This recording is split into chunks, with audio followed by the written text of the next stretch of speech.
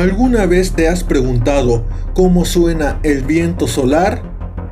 El viento solar es una corriente de partículas cargadas liberadas desde la atmósfera superior del Sol, llamada corona solar. Dicho esto, un instrumento a bordo de la misión Parker Solar Probe de la NASA tiene la capacidad de captar la interacción de ondas y partículas que componen el viento que emana del Sol y las traduce a sonidos. Así que a continuación escucharás el sonido del viento solar. Ponte audífonos, apaga las luces y disfruta el video.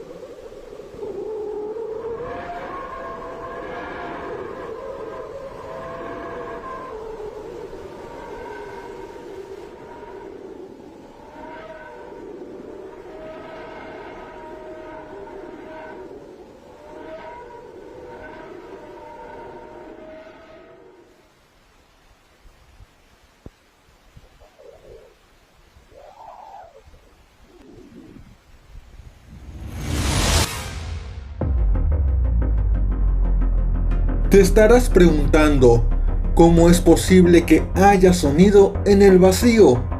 La respuesta es que lo que se traduce en sonidos en sí es la energía del plasma que compone el viento solar, atravesando el sistema solar aproximadamente a 1,6 millones de kilómetros por hora, golpeando todo a su paso.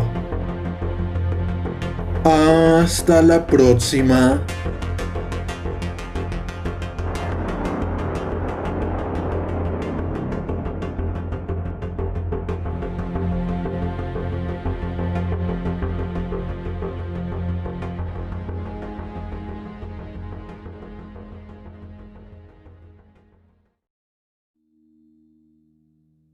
Тили-тили-бом,